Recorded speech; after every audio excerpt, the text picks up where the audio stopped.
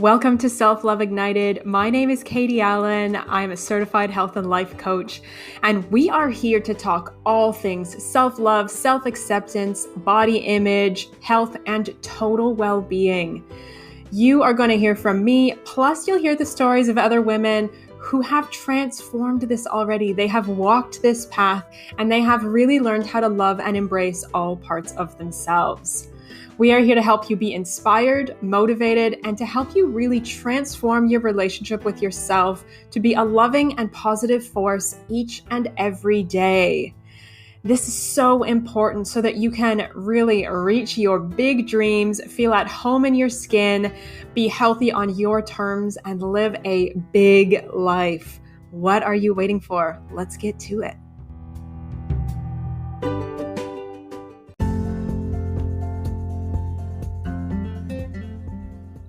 On today's show, we have Tara Stricker. Tara is an international whole person life coach who is on a mission to help everyone create a life they love. Having spent many years working with people, she is inspired by the strength of the human spirit. She loves helping clients move past their limiting beliefs so that they can embrace and love all of who they are. All right, let's dive in and talk to Tara. Tara, welcome to the podcast. I'm so excited to have you here. I'm excited to be here. I think it's such a great topic. Yeah. So this podcast, as you know, we are all about self-love and body image and really telling the stories of women like you who have come from a place of not liking parts of themselves or not loving parts of themselves to embracing more of who they are. So why don't we just start at the beginning? Sorry. Okay. No, that's okay. I was just going to say, we can call it what it is. I'll call it self-loathing. I can own that. Cool. It was self-loathing before. Good. I love that. I love that you're able to actually say that. Yep. Yeah. So why don't you just share your story? Let's start at the beginning. Where did these challenges, where did the self-loathing sort of begin? Oh, well, when I was 2, no, I'm just kidding. But I think it does start way back there. But I guess when I realized how it was impacting my life, probably the biggest realization that I had was, my biggest growth has come since my husband passed. And that was 5.5 years ago. From that came a new career and a new everything else. So there was definitely some self-judgment and imposter stuff and all that stuff going on. But I think when we specifically talk about body image, that came about when I tried to get into a new relationship. And then with all the growth that I'd already kind of been doing in every other area, that's where I was like, holy, I have some really, really unhealthy patterns of behavior. Let's just say that. And stories that I tell myself and beliefs and everything else that were not at all helpful in a relationship. And I think that was the biggest kind of, from body image wise, definitely the biggest holy smack in the face. This needs to change. So that's, I think, where that kind of work definitely kind of kicked in. Okay. Yeah. Excuse me. Yeah. That's really common, right? Because it's you're cruising along in life, everything's fine. And then suddenly, essentially shit hits the fan and your life explodes. And then as you're piecing it back together, you're like, oh, wait a second, this doesn't feel right. Yeah, exactly. Yeah. And because I'd shit definitely hit the fan when my husband passed. And that was, like I said, that's when it was a new career invention and a reinvention of me. And there was so much more awareness, but then the relationship came in and I was like, oh my gosh, felt like I was back at the beginning. And I was like, okay, there's a lot of work that I need to do around that. And I think that's most of that stuff was all body image and being lovable. And really the only way to counter that being lovable is by loving yourself. And so that's where that definitely kind of took top priority. Let's say that. Yeah. So I would love for you to just sort of walk us through your journey then, paint the picture for us. How did you overcome this self-loathing and really learn to embrace your body and be lovable? Well, first of all, I'll say I haven't overcome it. I'll say that I am 95% there. It's a constant, because it was my go-to for, well, I'm 43, so probably 42 years it was my go-to. When anything would go bad, I found some way to make that about my appearance and my body image, and and that. And every time, and I notice now, because do the demons come up if I'm not getting enough sleep, if I'm not eating healthy, if I'm not taking care of myself, or as soon as I go into I guess old programming or old thinking, then all those stories come back. And so it's an effort when I'm in that space to go, okay, yeah, we're not playing that game today. And I just kind of have that conversation with myself, but it definitely does come back up because it's so programmed into me. But kind of the journey was, in the relationship, I would notice things that would upset me.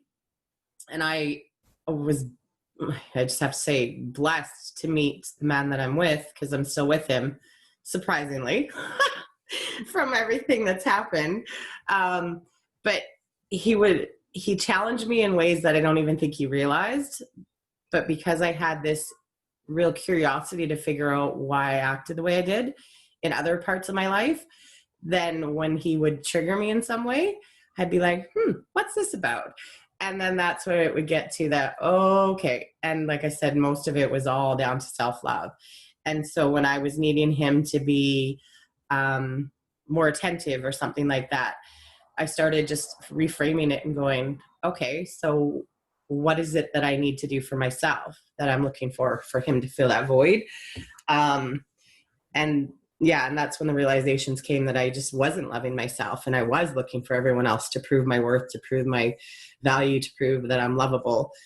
And of course that never works, because even though they may, and I realize this now with my husband, he would say wonderful things, and I don't doubt that he loved me, but because of the patterns and because of the way my thinking was, I don't think I ever truly accepted that he really loved me, because I would always minimize it and be like, oh, well, he's my husband, he has to, or he just wants this or whatever.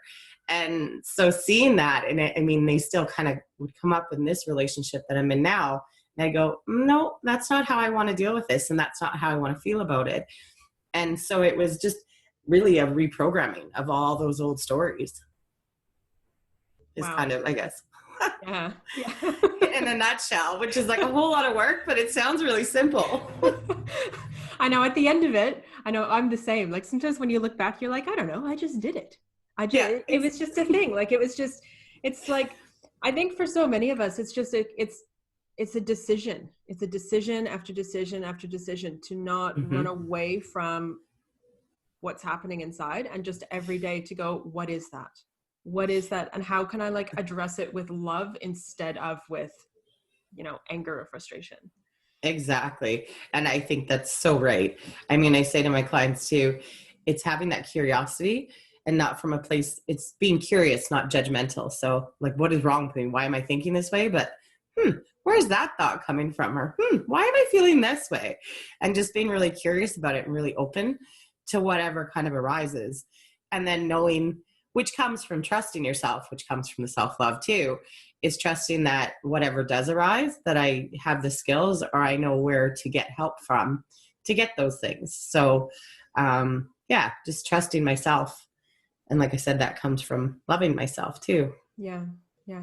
Did you ever find, and I'm curious because this was my personal experience, did you find that when you were in a place of really hating on your body and having that really, really negative body image, did that overflow into how you saw yourself as a human being, as a woman? If you were hating on your body, did you hate on yourself?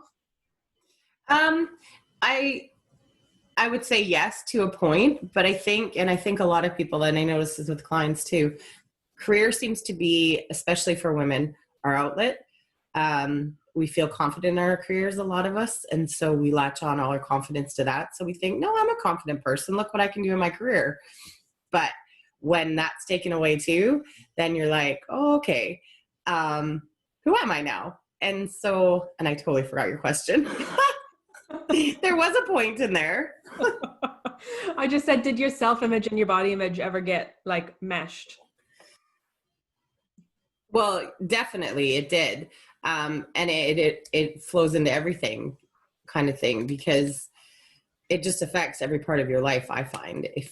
And I know those days when I'm not feeling, like I said, when I don't get enough sleep or I'm not eating healthy or whatever, and those demons come back up, yeah, it affects everything from how I react in my relationships, like with friends, family, everything, how I react to my career, or like with clients and things like that. So it's pervasive. It's in every kind of aspect. Yeah. Yeah. 100%. So on your own journey, and I know, you are a coach, and we'll talk about that in a second, and how you help people. And I know it's very similar to sort of your own journey. But on your own sort of this journey from like the self-loathing, body loathing to 95% of the way there, what tools or practices did you find the most useful? Where did you receive professional help, self-help books, affirmations? Was it like more energy work? Like what really worked for you? All of the above. Okay.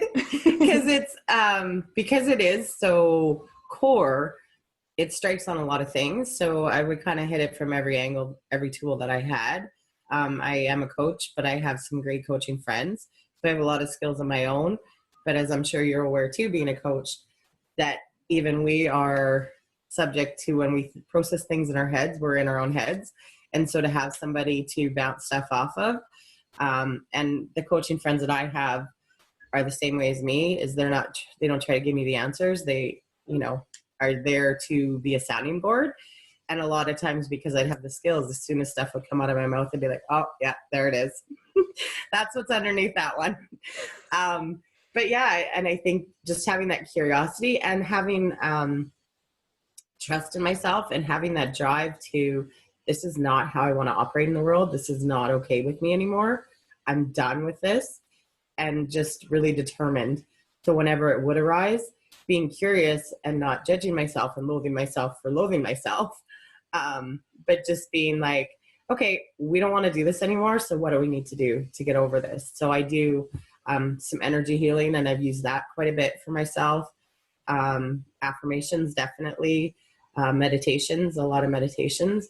And the more I get to understand where some things really come from in me, like beliefs and things like that, and understanding the core of things like that, it makes it a lot easier to be accepting and understanding, and knowing that, I think the big thing too is knowing that I'm not the only one, and knowing that this is something that I would say 99.99% of the world goes through. And even if they put on a great face, I can guarantee that the self-talk that's going on behind that is not as they show. So knowing that I'm not in it alone, I guess, too.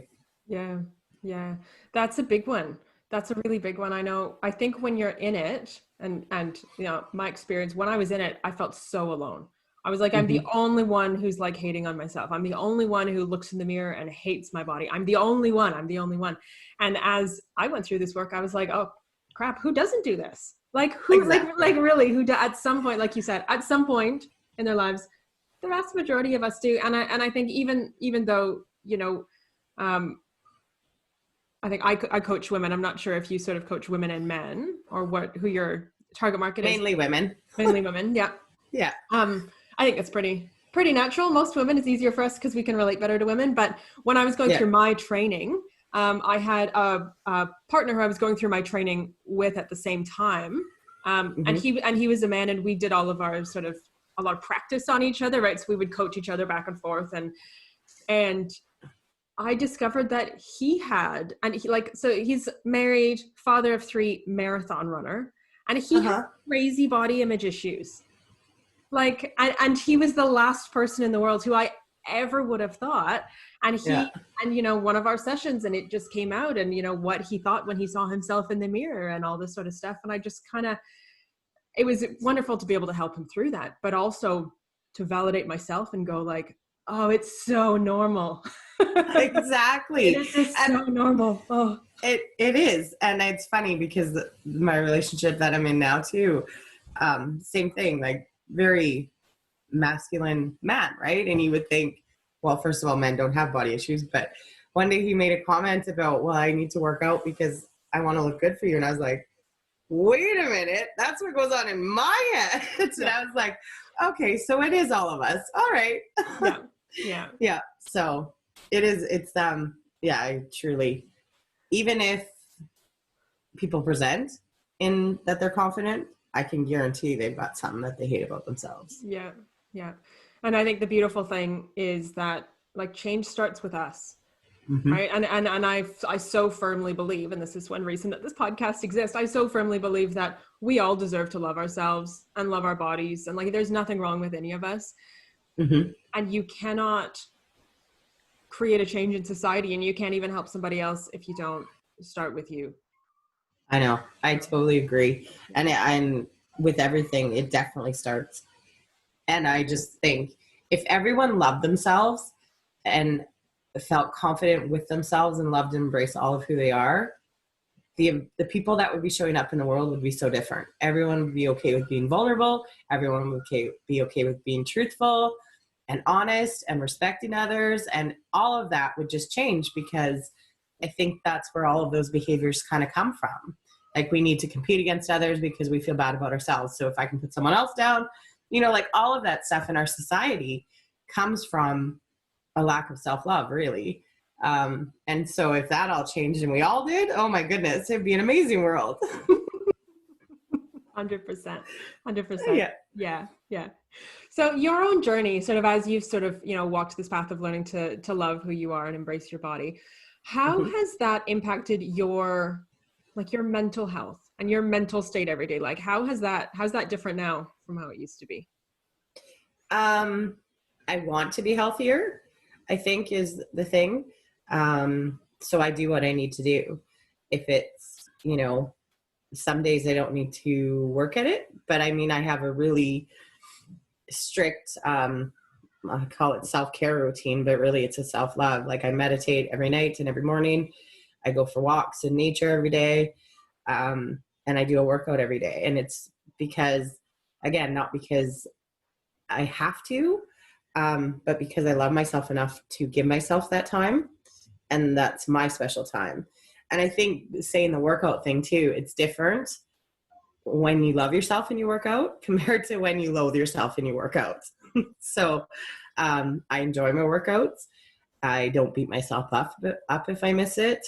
I don't bring on the body hatred if it's like, well, yeah, you didn't do your weights today, or you didn't do your run today, or whatever. Not that I run that often, so I don't know why that came out of my mouth. Trying something new, maybe. But yeah, it's just because I want to take care of myself, which is all really important to my mental health. Because like I said, I know if I'm tired or if I've pushed myself too hard on something, then I know that suffers. And that's when those stories all kind of come back in again. Yeah. Yeah. And I think sorry, go on. No, go ahead. I was just going to say, I think you hit the nail on the head where, when you're talking about your workouts, it's like, it's how you approach them. It's like, it's the energy that you approach it with, right? Whereas when you're really like loathing your body, it's almost like a punishment. Like, you're doing something to your body. You're working on your body. Like, somehow it's broken and you're trying to fix it. Exactly. Whereas when you are in this really sort of like loving, kind, accepting state with your body, you work out because your body deserves it. Because it feels good and it's good for your health, and like, that it's just going to benefit everything in your life, and it's really like an uplifting, energizing thing instead of a punishment. You're working with your body. Absolutely. Yeah. And it's fun then, and it's enjoyable, which of course it never was when you're in that self-loathing. And you're absolutely right, that needing to fix, because I agree with you, we're not broken, we are perfect the way we are. And so I have a dog that's barking. What's your dog's name? Bramble. Bramble has just decided. He? The boy? She. Well, she's just part of the podcast as well. We'll make sure that she's in your photo so everybody can see her. Yeah, she is actually, I think, in the photo that I sent you. So so I think our bodies start to change too. When we start loving ourselves, I think our bodies start to change. And I'm not sure, like, it's a chicken or an egg thing. Is my body changing because I'm working out more, or is my body changing because I love it more and I'm not loathing it and I'm not in stress mode all the time because oh my God, someone could be looking at me and oh my God, they're judging me about this. And I mean, I'm judging myself. And, because I'm not in that state, is that why my body's healthier, or is it just happier because it's healthier? Like it's kind of all goes together, and I don't know which one. I think for everyone, it's kind of different. Some things will spark it, whereas other people, that needs to be the last domino to fall. And so, yeah. Mm-hmm. Definitely. Yeah. I know I don't think anything does come first. Like, I think it's just, it all goes together. Like, I don't think you could figure that out. And you're right. Yeah. It is different for everybody. 100%. Because it does take, because I mean, some people start working out and then they start feeling good, and then they start, and all of this stuff, and then it kicks off that.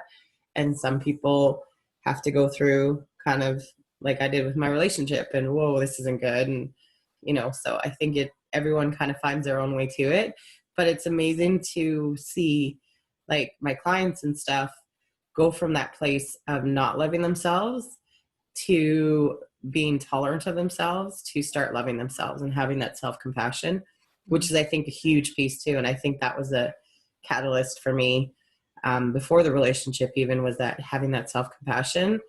And it just boggles my mind that we as a society know that people flourish when they're, treated positively and they're given positive praise and everything else. But somehow when it comes to ourselves, we don't do that. And it boggles my mind how, and even, moms who raise kids can, oh no, positive reinforcement for the kids. But yet their self-talk is like, you're so stupid, you're so ugly, you're so fat. And it's like, where do we think that we're that different, that's going to motivate us? It's like, I don't get it. It just boggles my mind. Yeah. For sure. I know. I'm right there with you. It's crazy. Yeah. It is. Yeah. So I would love to hear how your your self-love journey has impacted your path to entrepreneurship. Because, you said you're a coach, and this is kind of what you coach people on. So tell us a bit more about that and how you got to where you are. So my self-love journey, I guess, didn't start out as that. And my entrepreneur started out as when my husband passed, he had some regrets about not following his dreams because he thought he had lots of time, and he did not. So I didn't want to do that. And I was still a social worker, and I kind of felt the same thing, like kind of always wanted to go into like counseling or something like that, because I've always had a deeply spiritual side. But I felt, you're not allowed to bring that up in social work because you work for the government, and, and everything was more about just getting people through the door and getting them to a good enough. But I felt like we were not really doing anything to really support them at like a deeper level to make those sustainable changes. And of course, you'd always see them come back in, because as soon as crisis would hit, they go back into those old patterns. So that was kind of the start for the entrepreneur thing. And more so, like I said, it wasn't even a journey into self-love, but being that entrepreneurial was so new for me, because I was used to, I was given clients and they were always readily available and stuff. And so my business was like my journey. And that definitely is where the self-love came in, because that's where all the imposter stuff comes in. That's where all the, oh my God, on video stuff comes in. And like putting yourself out there, it's very vulnerable, and it's very, vulnerable is just the best word for it. And so that's when that stuff started coming out, because I'm very confident in my people skills, and I'm confident, and I have always been confident in that, but doing it for myself was definitely opened up all of that, and it put me in that uncomfortable place, which is definitely the place of growth. So that's when that kind of all tied in. And like I said, it still comes up when I try something new, because that's my old story. That's my go-to. That's my favorite beat up, my self beat up. So it comes, but I know how to deal with it, and I know how to move forward with it. So yeah. Did that answer your question? That was kind of long-winded. That's okay. No, you're good. You're good. I have to mirror that back. Like, I think that other than becoming a parent, starting your own business is like the best personal development journey you can go on. And and by best, I think it's going to kick your ass the hardest. Like, oh yeah. Like it's just, there's nothing I've never experienced anything else quite like it. Like losing somebody, of course, is a journey unto itself.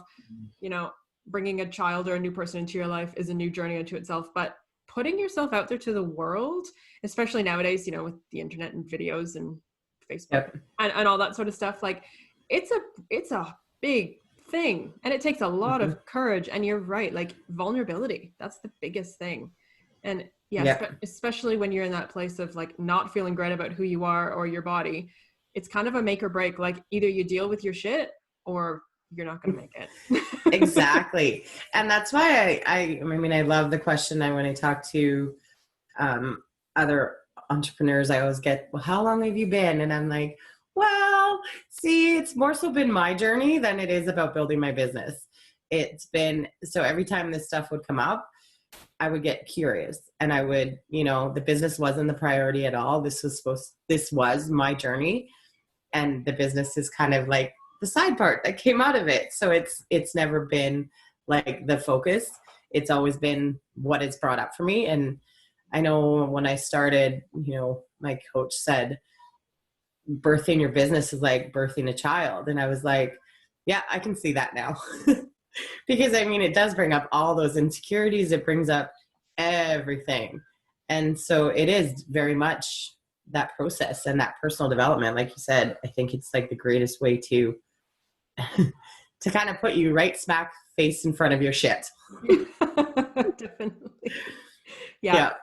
So how do you help your clients now? Tell us a little bit more about the work that you do specifically. So I do what's called whole person life coaching. And that comes from the philosophy that you absolutely know what's right for you. And my job as your coach is not to tell you what to do. My job is to be your sounding board and to listen beyond the mind chatter and beyond the beliefs and everything else, to tune you into your own wisdom. And the goal in my coaching is, I think like all coaches, I believe, but the goal is not like a 2-year, 3-year lifelong commitment. It's give you the tools and then let you go kind of thing. It's to teach you how to kind of be that for yourself, so that you don't rely on me to be, you know, to get your answers. You rely on yourself and trusting yourself to get those.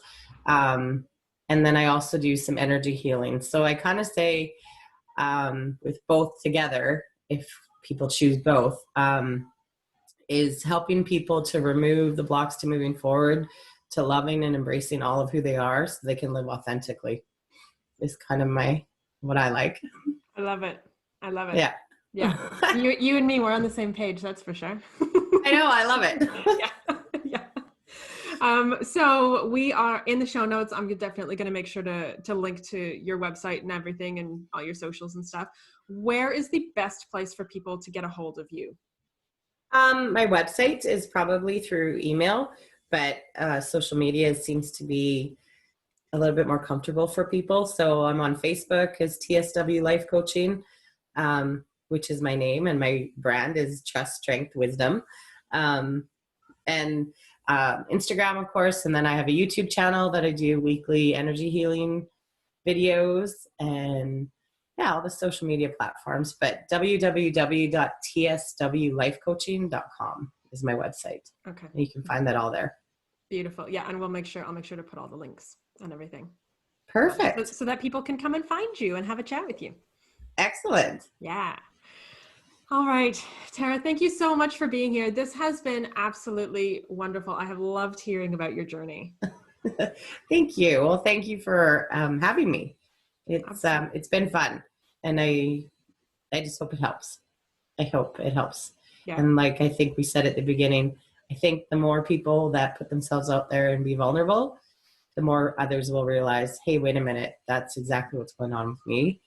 And hopefully they realize that it doesn't have to be that way. Yeah. Because that's kind of the biggest thing for me is I hear people or I see people and they say things and you're like, oh, there's a belief. Oh, there's lack of self-love. And you hear it and you're like, did you know that that's not how you have to live? Mm-hmm. You kind of just want to go, but I've also learned that if you're not ready for the message, then it's not going to come to you anyhow. So, yeah.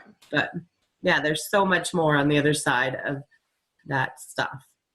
Yeah. And you're not alone in this. And if you feel alone right now, you don't have to be. Yeah, exactly. Yeah. Yeah. Yep. Okay, beautiful. We're going to leave it there. Thank you so much. You're very welcome. Thank you.